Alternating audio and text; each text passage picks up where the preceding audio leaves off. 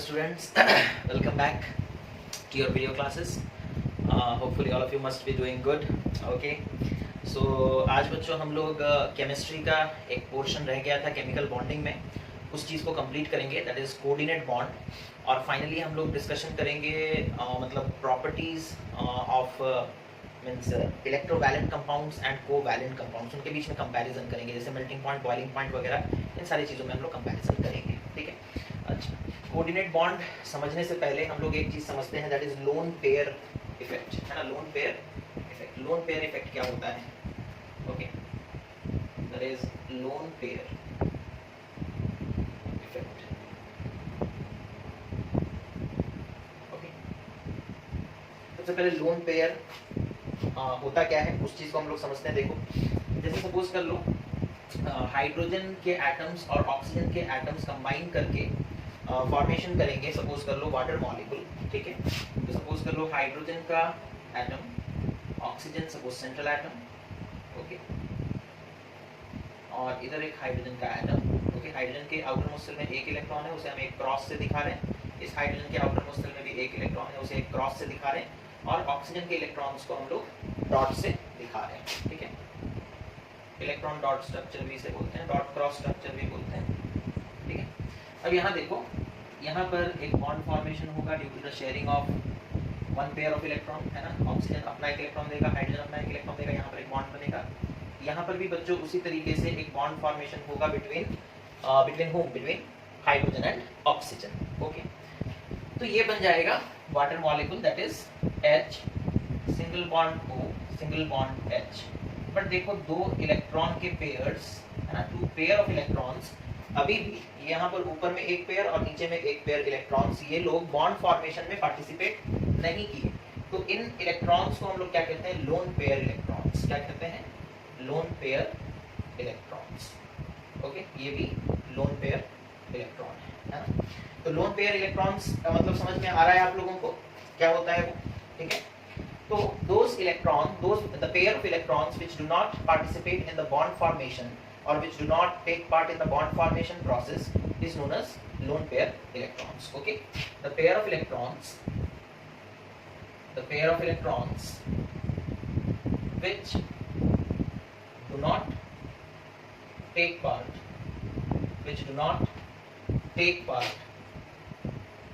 in the process of bond formation, okay, is known as lone pair electron. Okay, ammonia के case में भी हम लोग देखते हैं बच्चों, suppose ammonia that is nitrogen होता है सेंट्रल एटम. ओके, नाइट्रोजन के पास टोटल कितने एटम्स होते हैं? 5 एटम. सपोज इधर इलेक्ट्रॉन्स, इधर एक इलेक्ट्रॉन, इधर एक इलेक्ट्रॉन, और सपोज इधर 2 इलेक्ट्रॉन. और नाइट्रोजन 3 हाइड्रोजन के साथ कंबाइन करता है, सपोज इधर एक हाइड्रोजन, उसका एक इलेक्ट्रॉन, इधर एक हाइड्रोजन, उसका एक इलेक्ट्रॉन, इधर एक हाइड्रोजन और उसका एक इलेक्ट्रॉन. यहाँ पर एक बॉन्ड बनेगा, यहाँ एक बॉन्ड बनेगा, और यहाँ पर एक कोवैलेंट बॉन्ड बनेगा. हाइड्रोजन एक इलेक्ट्रॉन देगा, नाइट्रोजन एक इलेक्ट्रॉन देगा, है ना. तो अमोनिया का मॉलिक्यूल इस तरीके से बनता है. ये हाइड्रोजन का ड्यूप्लेट, एक 2 इलेक्ट्रॉन कंप्लीट ड्यूप्लेट इसका हो गया, इस हाइड्रोजन का ड्यूप्लेट हो गया, इस हाइड्रोजन का ड्यूप्लेट हो गया. नाइट्रोजन के देख लो 2 4 6 2 8, तो ऑक्टेट भी कंप्लीट, है ना. तो ये बन जाता है ammonia molecule, that is NH3, that is N single bond H, single bond H, single bond H. लेकिन 2 इलेक्ट्रॉन्स ऊपर में रह जाते हैं जो बॉन्ड फॉर्मेशन में पार्टिसिपेट नहीं करते, तो यही है lone pair electrons. These are lone pair electrons. Okay, these are lone pair electrons. तो समझ में आ गया होगा आप लोगों को लोन पेयर इलेक्ट्रॉन्स हम लोग किसे कहते हैं, है ना. समझ में आ गया इतना पहले नोट कर लो. ओके, तो आप लोग नोट डाउन कर लिए. उसके बाद देखिए हम लोग डिस्कशन करेंगे formation of hydronium ion and hydroxyl ion. Okay, सबसे पहले देखते हैं फॉर्मेशन ऑफ हाइड्रोनियम आयन,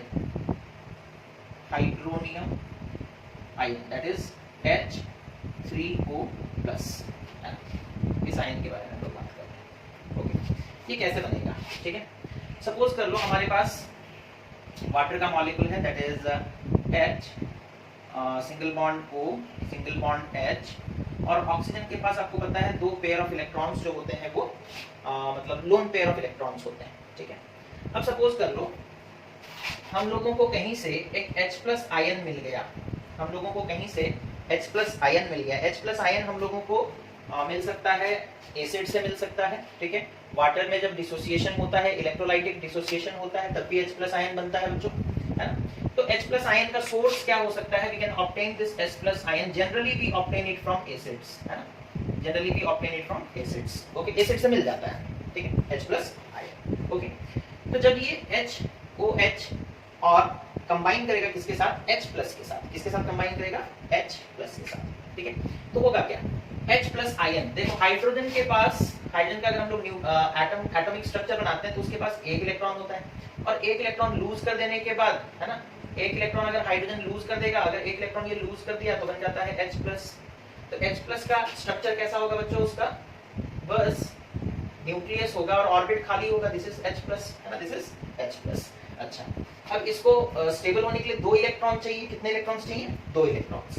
अब होगा क्या, जब हम लोग वाटर और H+ आयन दोनों कंबाइन करेंगे तो H+ के पास तो कोई इलेक्ट्रॉन है नहीं, बिकॉज हाइड्रोजन के पास एक ही इलेक्ट्रॉन था टोटल, वो लूज किया तब वो H+ बना, तब वो क्या बना? H+ बना। अब हाइड्रोजन आयन H+ आयन के पास कोई इलेक्ट्रॉन है क्या? नहीं है, तो वो शेयरिंग कर सकता है क्या? नहीं कर सकता, इलेक्ट्रॉन ही नहीं तो शेयरिंग कहां से करेगा, है ना। तो ऐसे सिचुएशन में क्या होता है ना, ऑक्सीजन अपने दोनों इलेक्ट्रॉन्स को शेयर करता है किसके साथ? H+ के साथ। ऑक्सीजन अपने दोनों इलेक्ट्रॉन्स को शेयर करता है किसके साथ?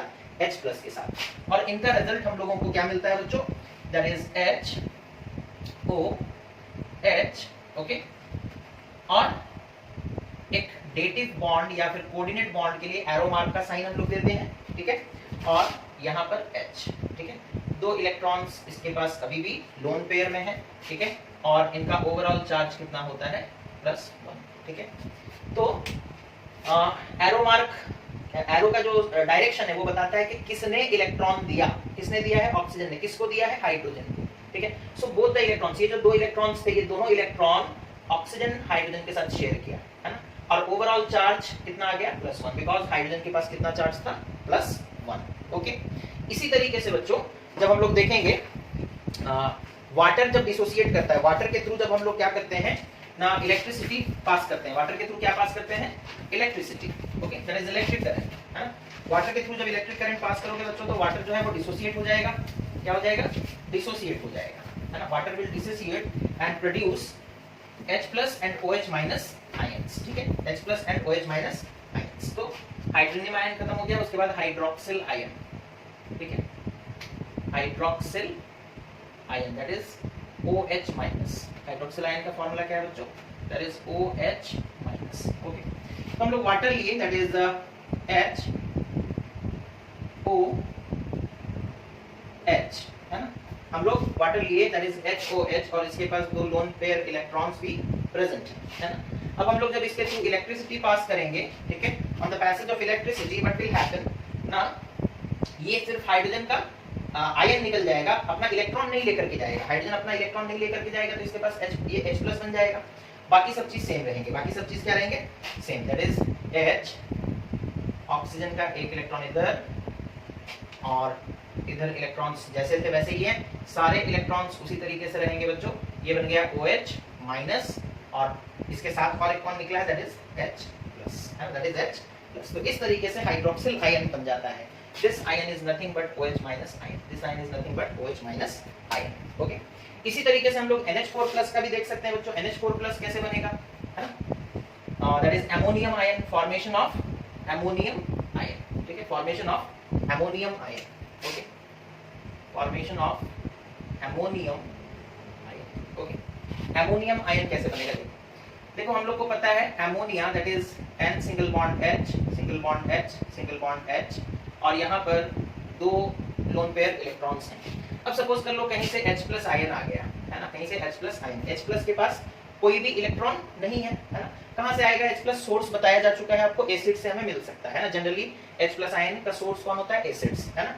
ओके, अब होगा क्या ना, क्योंकि इसके पास कोई इलेक्ट्रॉन नहीं है तो नाइट्रोजन अपने दोनों इलेक्ट्रॉन्स को इसके साथ शेयर करेगा। नाइट्रोजन अपने दोनों इलेक्ट्रॉन्स को इसके साथ शेयर करेगा। तो N, हाइड्रोजन कितने हो गए? 4। इसका रिप्रेजेंटेशन कैसे होगा?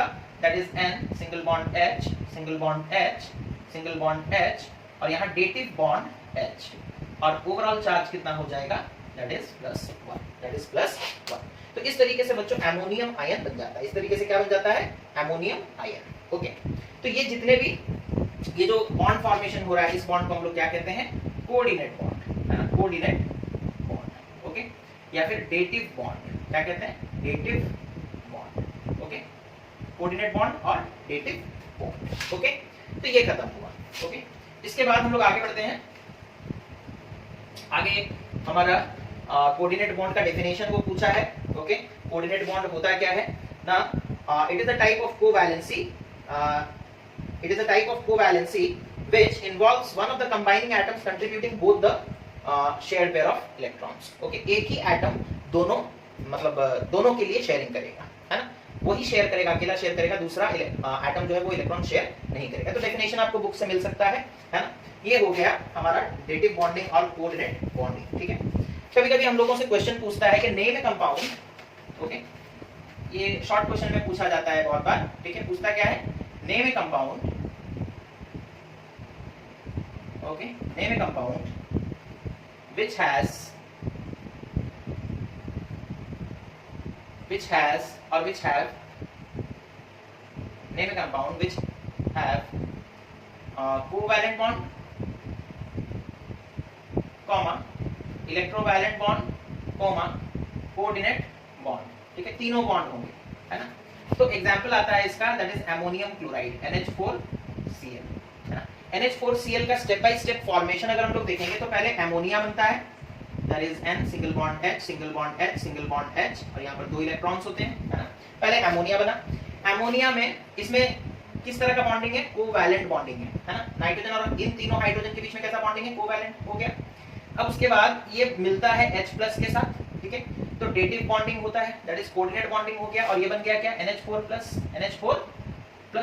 ओके, जब NH4+ मिलता है क्लोराइड आयन से, दैट इज Cl- से, तो ये बन जाता है NH4Cl, है ना, जिसमें इलेक्ट्रोवैलेंट बॉन्ड भी प्रेजेंट है। इलेक्ट्रोवैलेंट यानी कि पॉजिटिव आयन और एक नेगेटिव आयन के बीच में बॉन्डिंग हुआ, है ना, आयंस के बीच में बॉन्डिंग, तो आयनिक बॉन्ड हम लोग बोल सकते हैं, है ना।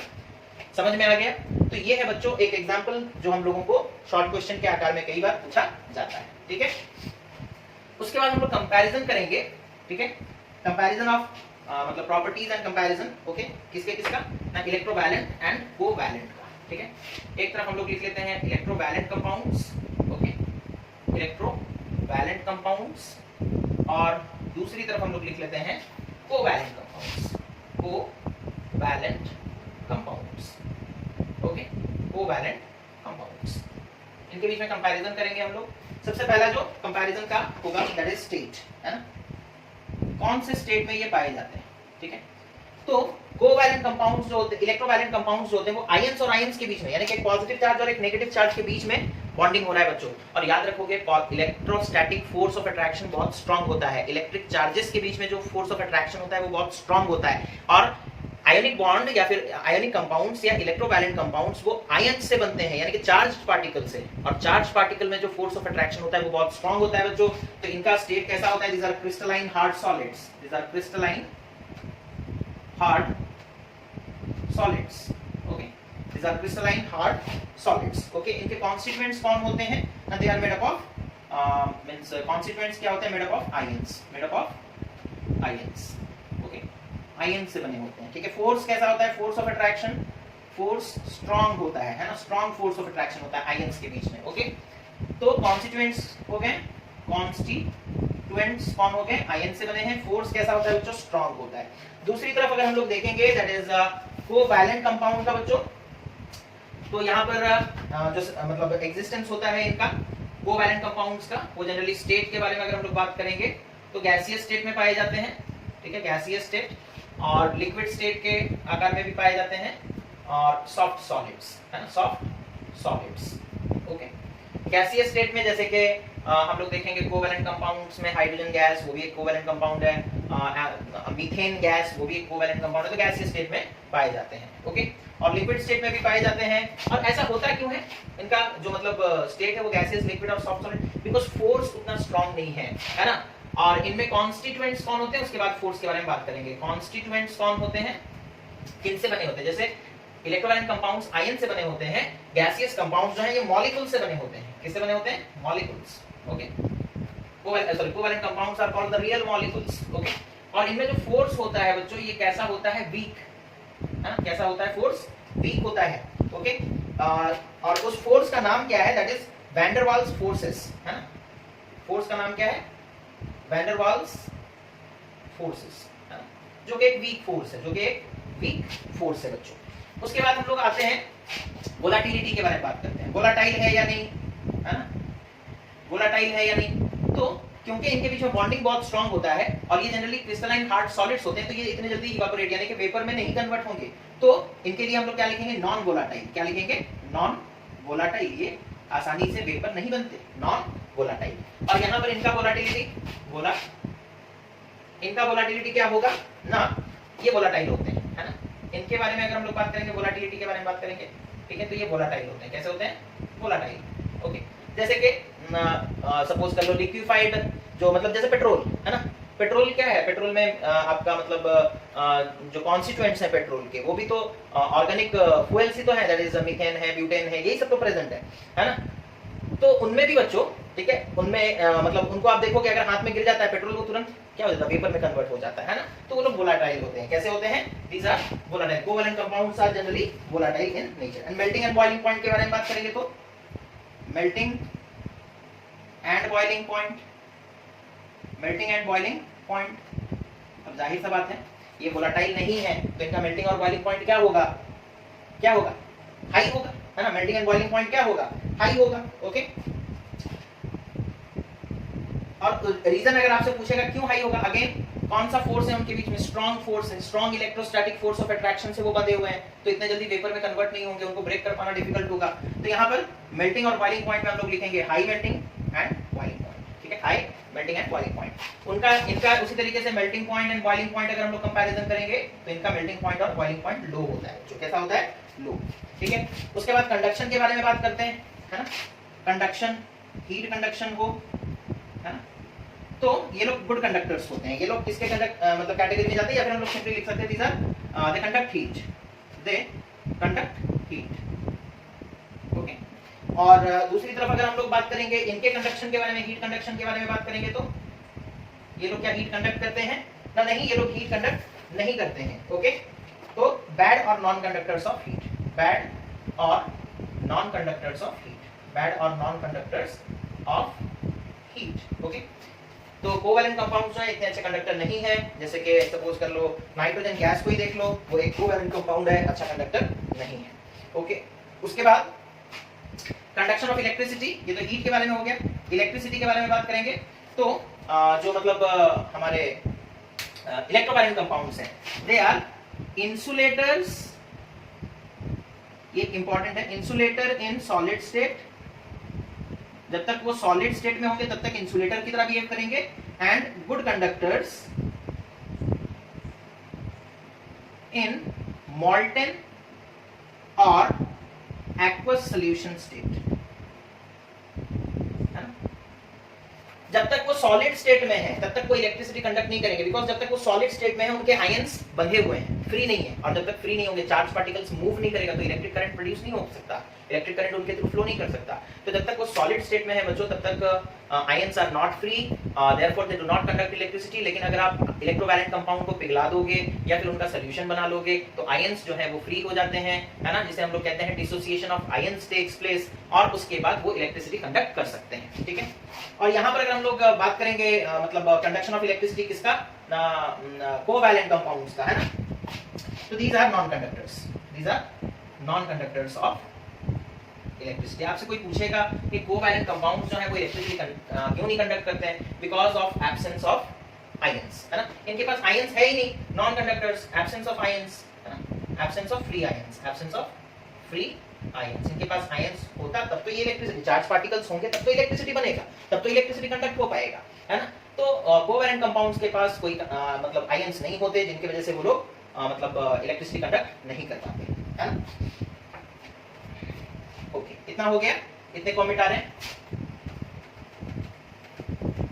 उसके बाद कंपैरिजन में आगे बढ़ेंगे, दैट इज इलेक्ट्रोलिसिस के बारे में बात करेंगे। इलेक्ट्रोलिसिस किसका हो सकता है, किसका नहीं हो सकता, है ना। इलेक्ट्रोलिसिस के बारे में बात करेंगे। ओके, तो इलेक्ट्रोलिसिस देखो, इलेक्ट्रोवैलेंट कंपाउंड का इलेक्ट्रोलिसिस हो सकता है बड़े आसानी के साथ, है। उनका एक्वस सॉल्यूशन ले लो, मॉल्टन स्टेट में ले लो, वो इलेक्ट्रिसिटी उनके थ्रू पास करेगा और उनका इलेक्ट्रोलिसिस हो जाएगा, है ना, उनका इलेक्ट्रोलिसिस हो जाएगा। Okay, so talking about electrolysis,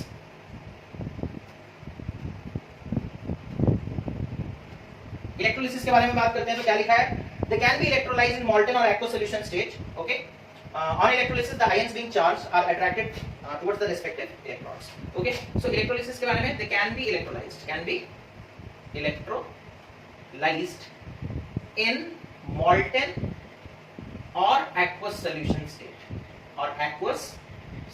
state, है ना।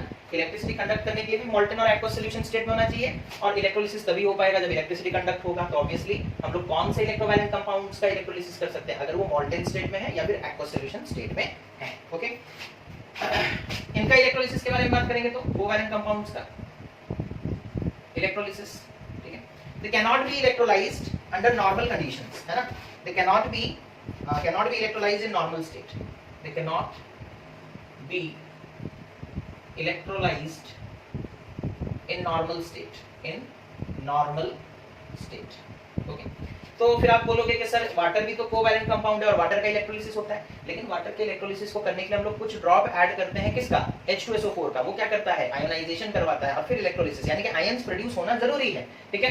तो इसीलिए यहाँ पर लिखा गया can not be electrolysed in normal state, normally उनका इलेक्ट्रोलिसिस नहीं हो सकता, बट इलेक्ट्रोलिसिस करने के लिए हम लोग क्या कर सकते हैं, in solution state polar covalent compounds undergo electrolysis. Okay, in solution state, अगर सॉल्यूशन स्टेट में लिया जाएगा, in solution state polar covalent compounds undergo electrolysis, okay, उनका इलेक्ट्रोलिसिस हो सकता है। या फिर वाटर का, जैसे आपको इलेक्ट्रोलिसिस करना है तो वाटर में हम लोग क्या करेंगे, कुछ ड्रॉप्स H2SO4 के डाल देंगे, H2SO4 क्या करेगा, आयोनाइज कर देगा वाटर को, मतलब आयंस प्रोड्यूस होने लगेंगे, फिर उसका इलेक्ट्रोलिसिस हो सकता है, बिकॉज़ इलेक्ट्रिसिटी पास करना चाहिए इलेक्ट्रोलिसिस के लिए, और आयंस जब तक नहीं प्रोड्यूस होंगे तब तक इलेक्ट्रोलिसिस नहीं हो सकता। तो ये भी पोलर कोवैलेंट कंपाउंड्स के लिए हो सकता है, नॉन पोलर का तो सवाल नहीं है, है ना, पोलर में पॉसिबल है, ठीक है। ओके, उसके बाद बात करेंगे बच्चों सॉल्युबिलिटी का, ठीक है, सॉल्युबिलिटी। तो electrovalent compounds are soluble in water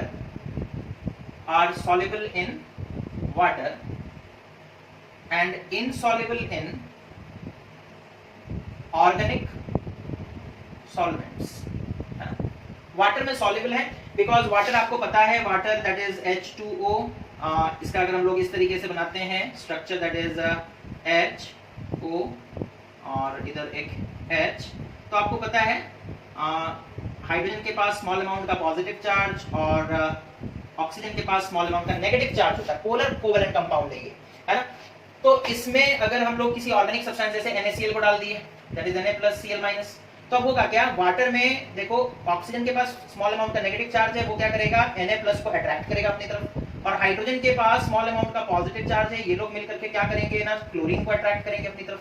तो फाइनली सोडियम और क्लोरीन में क्या हो जाएगा, वो लोग अलग अलग हो जाएंगे due to the attraction provided by these oxygen and hydrogen। okay, they have slight amount of negative and positive charges, and due to this slight amount of negative and positive charges they are able to separate the ions present in the electrovalent compound। okay, तो इस तरीके से होगा। लिखने के लिए आप ये भी लिख सकते हो कि water is a polar solvent having high dielectric constant, that is capacity to weaken the force of attraction, है ना। वाटर का डाइलेक्ट्रिक कांस्टेंट ज्यादा होता है। डाइलेक्ट्रिक कांस्टेंट का मतलब क्या है, डाइलेक्ट्रिक कांस्टेंट मतलब कितना वो फोर्स को वीक कर सकता है, तो वाटर के पास वाटर का डाइलेक्ट्रिक कांस्टेंट ज्यादा है, यानी कि इन दोनों के बीच में जो फोर्स है उसको ये बहुत ज्यादा वीक कर देता है, जिसकी वजह से वो लोग अलग अलग हो जाते हैं, जिसकी वजह से वो लोग क्या हो जाते हैं, अलग अलग हो जाते हैं, ठीक है।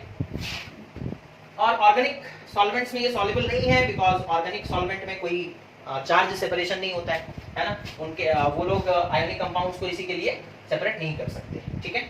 और इधर हम लोग बात करेंगे सॉल्युबिलिटी का, तो insoluble in water, just opposite उसका, insoluble in water and soluble in organic solvents, soluble in organic solvents. Okay, एक ये भी याद रख सकते हो, that is like dissolves like, like dissolves like. Organic substance covalent compounds को डिसॉल्व करेगा, बिकॉज ऑर्गेनिक सॉल्वेंट्स जो होते हैं वो भी कोवैलेंट ही होते हैं। और वाटर कोवैलेंट है, बट वाटर के पास क्या है, चार्ज सेपरेशन है, वाटर के पास स्मॉल अमाउंट का पॉजिटिव और स्मॉल अमाउंट का नेगेटिव चार्ज है, इसी वजह से वो क्या करता है, इलेक्ट्रोवैलेंट कंपाउंड्स को अपने अंदर डिसॉल्व कर लेता है। उसके बाद रिएक्शंस के बारे में बात करेंगे, किस तरह का रिएक्शन ये लोग शो करते हैं ना, undergo high speed ionic reaction, है ना, electrovalent compounds undergo high speed ionic reactions, ionic reaction. इनके रिएक्शंस काफी फास्ट होते हैं बच्चों, बिकॉज आयंस के बीच में इंटरेक्शन होता है, फोर्स बहुत ज्यादा होता है, इसी के लिए रिएक्शन काफी फास्ट होता है। यहाँ पर रिएक्शन स्लो होगा, रिएक्शन कैसा होगा, रिएक्शन यहाँ लिखा है undergo slow speed molecular reaction, okay, undergo slow molecular reaction, है ना, धीमे धीमे रिएक्शन होगा बच्चों, ठीक है। तो मॉलिक्यूल्स हैं, मॉलिक्यूल्स को पहले अपने बॉन्ड ब्रेक करने पड़ते हैं, फिर नया बॉन्ड क्रिएट करना पड़ता है। यहाँ पर क्या है, बस आयंस एक्सचेंज हो जाते हैं तो रिएक्शन हो गया। यहाँ पर क्या है, प्रोसेस थोड़ा लंबा है, पहले पुराने बॉन्ड्स टूटेंगे, फिर नए बॉन्ड्स बनेंगे, तब जाकर के रिएक्शन कंप्लीट होगा। सो मॉलिक्यूलर रिएक्शंस थोड़ा स्लो होते हैं, ठीक है। उसके बाद लास्ट पॉइंट ये खत्म हुआ, लास्ट पॉइंट क्या है, that is dissociation and ionization, ठीक है, dissociation and ionization. Electrovalent compounds undergo dissociation, है ना, डिसोसिएशन होता है इनका।